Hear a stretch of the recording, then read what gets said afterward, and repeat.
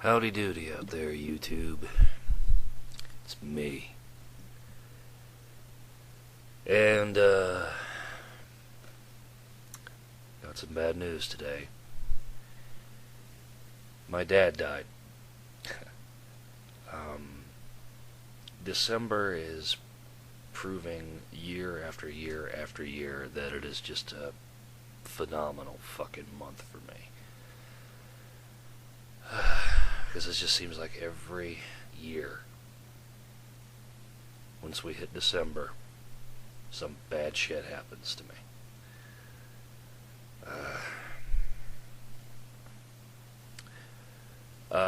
I did this a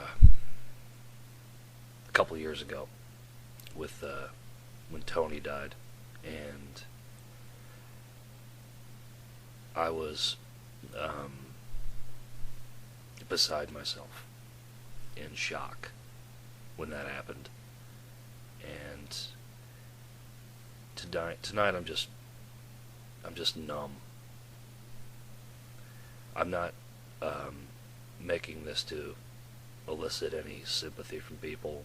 Feel free to leave some if you choose, but I'm not looking for it. I'm just doing this for the same reason that I did the thing for Tony, in that I am just trying to sort it all out in my head.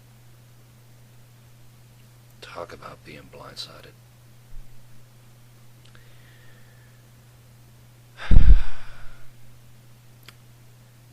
I guess I should start at the beginning.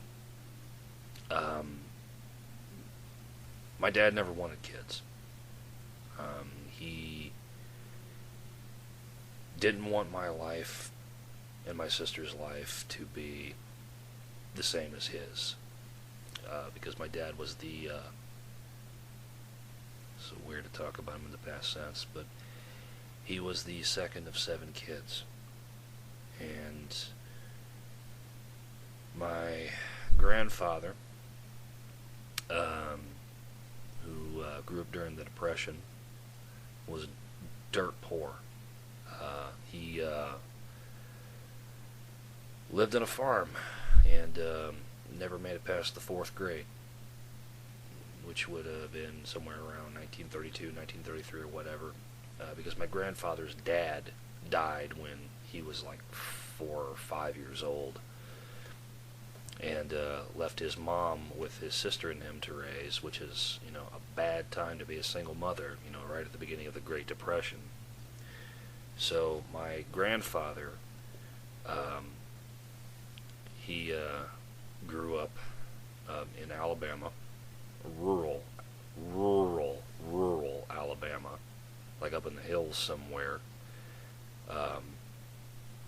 and they worked on a farm, and my grandfather got pulled out of school because at that point in time there really wasn't so much an emphasis on education as there was on survival. So he really struggled throughout his life. And when my dad was born, it was the same way. My grandparents had 7 kids, which is about maybe 4 or 5 more than they really needed to have. But never mind that now. The point is, my dad, he had a hard life and didn't want that for his kids, so he didn't want to have kids at all, I guess. So he and I did not get along, I guess is what I'm trying to say. And I always found him to be an emotionally distant prick. I found him to be difficult at best. He was never abusive. There was the infamous story where he gave me a black eye when I was a baby. I do not recall this particular incident. I was told this by my mother shortly before she died. But he was never abusive or anything like that. He was just, really off in his own little world. He just wasn't home a whole hell of a lot either when I was growing up, and I'd say probably about 95% of the time he just wasn't there. And when he was, it was like war. between him and me over the dumbest fucking shit too. Mountain Dew. He's the guy I got my Mountain Dew fixation from, because he used to drink it all the time. And you know, he'd get a 2-liter bottle of it, and he'd put it in the fridge when he had it opened, and I didn't like that because it would make it go flat, and so I'd open another one, so he'd look in there, and there'd be like 4 or 5 bottles opened in there, and that would piss him off, and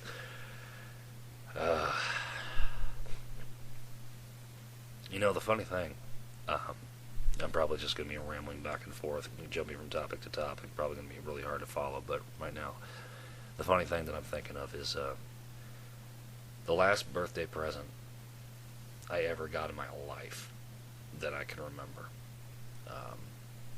I'm sure Holly got me something, but I could barely fucking think right now. So I'm just going to go with this. My dad, when I turned 19, this would be in 1997, got me a PlayStation. Because my friends all had PlayStations, and they all had Final Fantasy VII. That was the big game back then. Everybody remembers that. And I picked it up for the sole purpose of getting Final Fantasy VII. So I asked for that for my birthday, and for Final Fantasy VII for my birthday, and blah, blah, blah, blah, blah. I don't have very many fond memories of my dad. I guess the shock that I'm feeling now isn't really me grieving so much as it is me just coming to the conclusion that both my parents are dead now. You know, and just, you know, saying that aloud, you know, which makes it real, which, you know, brings a lot of clarity to the situation. There was a situation, I talked about this once before, where I was homeless, and my dad and my Uncle Ken took out a loan for $2,500 or something like that, and got me a trailer at this ghetto trailer park north of town. And I ended up falling out with the both of them over money, as typically is the case. My uncle, there's this big clusterfuck involved with that, which I'm not going to get into because who gives a fuck at this point. But my dad, you know, it was just one more thing for us to bitch at each other about. You know, or rather, for him to bitch at me about.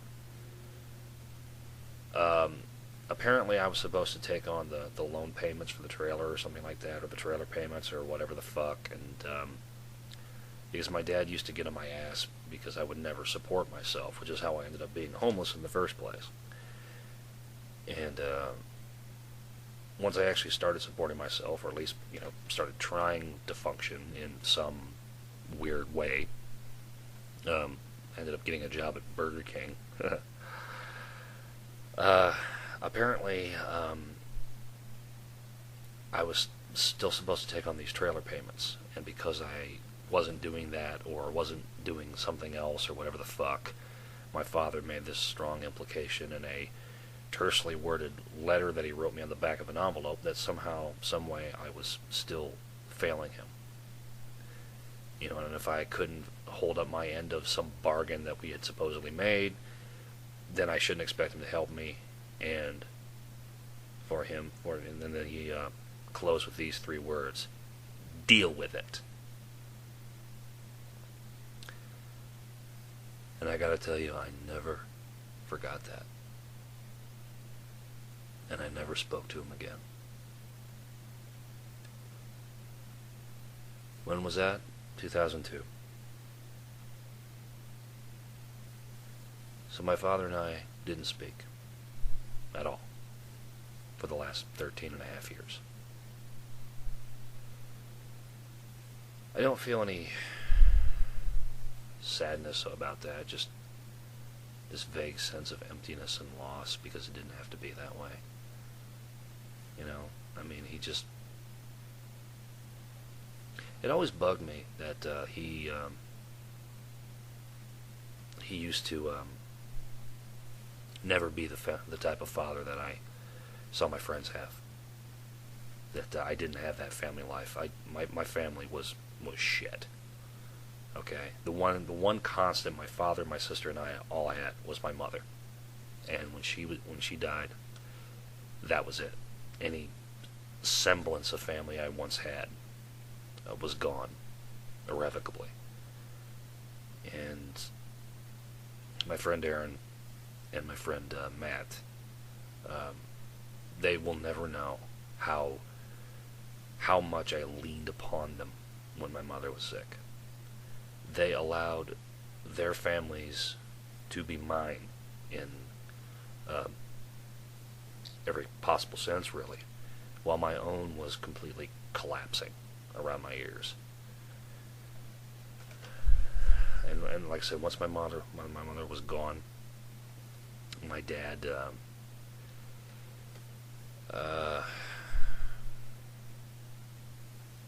he became kind of hard to deal with there for a little bit, like the first couple of months of '95, and then his dad died, cancer.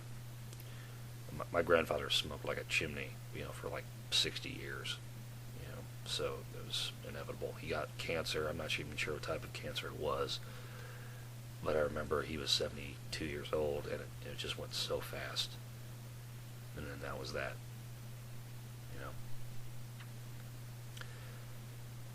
So my dad was kind of gone by that point. I mean, he was not like he was ever really around.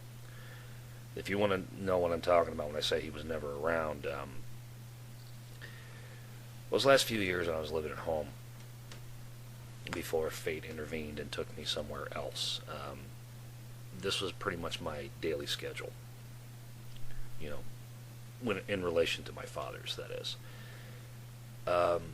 I went to vocational school my junior and senior years, so I didn't have to be at school until 9. I rode a bus because it's clear in another county, this school, so it would take me about 20 or 30 minutes to get there. So I'd have to ride a bus, and I didn't have to leave for this bus, to catch this bus, until about, say, 8 o'clock or so, because we would leave probably about 8:20 or 8:30 or whatever the hell, and we'd get to school, about a couple minutes before 9. And we'd stay there until about 3, and then I'd be home probably about 3:45 or something like that. So basically, I'd get up about 7:30 or whatever, and my father was already gone. He didn't have a bedroom. He and my mom. Do you know that? Of course you didn't. Why would you? You're just a bunch of nameless, faceless people on the internet. Not to be so blunt about it, you'll have to forgive me.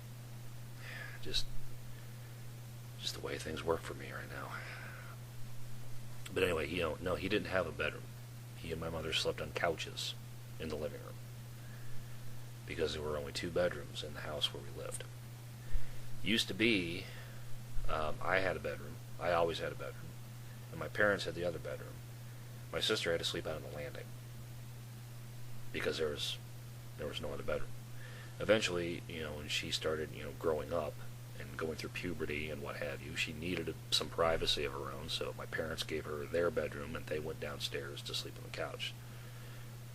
So we had a couch and we had a love seat. My father got the couch, my mother got the love seat, and that's where they slept for like the last 5 or 6 years that my family was still relatively intact. After my mom died, my dad started seeing my stepmother, and this was about a year or so later, something like that. They got engaged, and they married a little under 2 years after my mom died. And at that point, my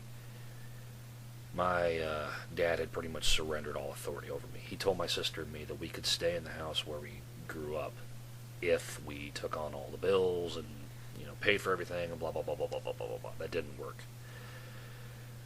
So my dad was pretty much gone from my life, except oftentimes, he'd be on the other end of an internet connection, the other end of a phone call. Excuse me. Fuck, but I'm getting way off topic here. But anyway, 7:30 a.m. I'd wake up, he was already gone because he'd have to be at work at 7. Okay. Um, I'd be home probably about 3:45, 4 o'clock, something like that. He'd show up about 4 o'clock, go straight into the living room, and sit down and watch TV. Wouldn't move, wouldn't talk. Anybody, if the phone rang, it was usually for him. If the phone rang, he would always say, "I'm not here," in this stern tone of voice. So nobody could ever reach him at home. You didn't talk to him, you didn't go anywhere near him because he just wasn't approachable. He just didn't want to have anything to do with anyone. And then had the audacity to wonder why he was an outsider in his own family. But never mind that now. So he'd sit there for about an hour and a half, something like that, till about 5:30 or so. Then he'd get up, he'd go in the bathroom, and he'd get ready to go down to the local bowling alley where he would be there at 6, and then he would stay there the rest of the night. And he'd get home about 11 or 11:30, stay until about midnight maybe, and fall asleep, and then start the whole thing over the next day. So basically I only saw him, a handful of times over the course of a day. And it's just ridiculous that, it worked out that way, because he was just, I just got tired of, this guy, acting like I didn't matter to him. You know what I mean? I just didn't need the bullshit. Take it from someone who's dealt with more than his fair share of it over the years. Life is a lot easier when you cut out all the people who do nothing but give you drama. You know what I mean? And that is ultimately why I stopped dealing with him.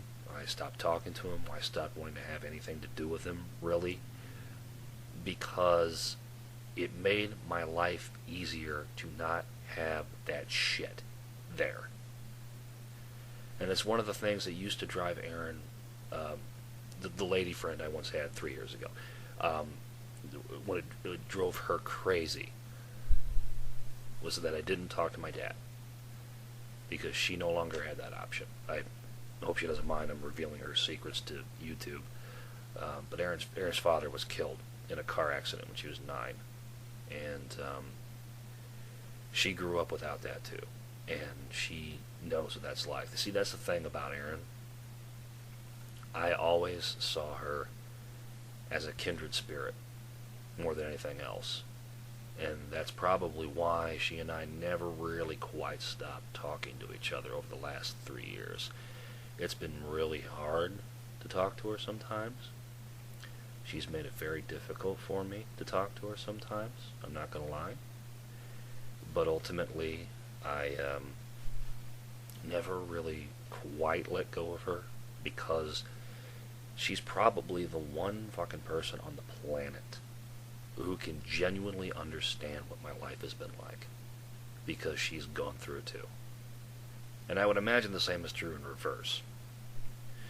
But, because some of the things that have gone through my life, it's almost eerie how much her life paralleled mine there for a few years, but never mind that now. The point is, it drove her crazy that I wouldn't speak to my dad.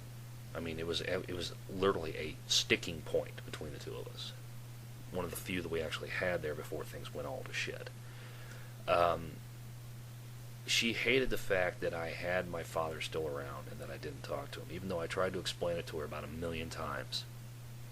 That's a slight exaggeration, more like 4 or 5 times, but nevertheless, I explained it to her repeatedly that, I didn't really feel like I was missing much because I wasn't talking to him. I didn't feel like I, was missing out on having that relationship with him. I hated the idea. I hated the continual implication coming from her and from others. It'll be my Uncle Dan, but don't get me started about talking about that stupid fuck. That he was my father, and, I was his son, and, we could have that loving relationship or whatever the fuck. All I had to do was just try harder. And nobody seemed to be, expecting him, my father, to try harder. Because life doesn't fucking work that way. You don't just magically get along with somebody, even if they are blood. and I resented the implication that the only reason why it didn't work out that way was because I was simply not trying hard enough. So yeah, it was a sticking point between Aaron and me. And,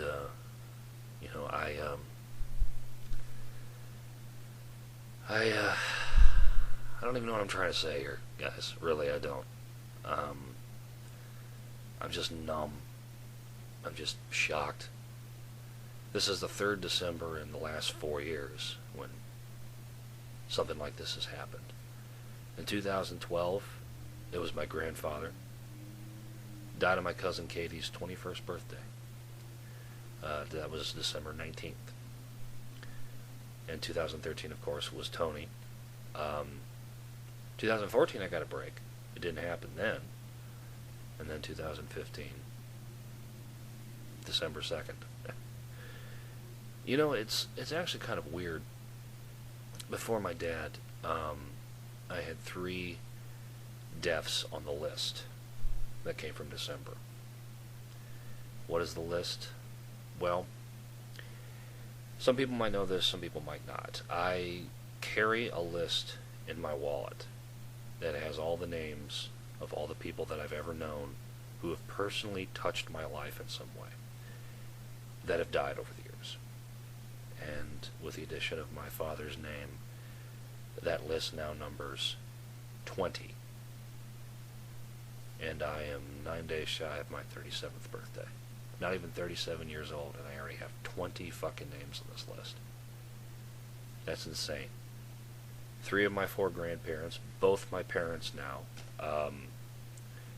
people I went to high school with, friends, co-workers, even some, antagonists, some childhood antagonists that I used to know. 20 fucking names. That's insane.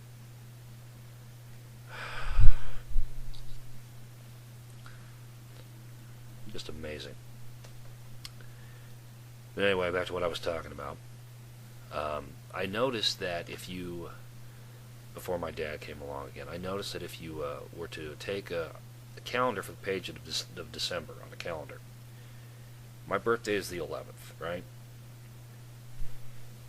Tony died on the 4th, my mother on the 17th, and my grandfather on the 19th, okay? And if you were to map those on the calendar, they form a nice little triangle. And what date is right there in the middle of that triangle? My birthday. God damn, man. So if it sounds to you all, I'm going to wind this up here in a little bit, but if it sounds to you all like I'm handling this one better than I handled Tony, it's probably just because it hasn't sunk in yet. I am hanging in there the best I can right now. And I don't know what happened to my dad. I don't know, what's going on. I know he's on his way up to one of the cities in the state, about a couple counties over, about an hour away, for autopsy. And I know that he's going to do that. I don't know when the funeral is. I'm vaguely even aware of what fucking day it is right now. I'm just lost right now. He was a prick, a condescending, arrogant, moody, temperamental, rude, curt, sullen prick. But he was still my fucking dad. And that's all I have to say.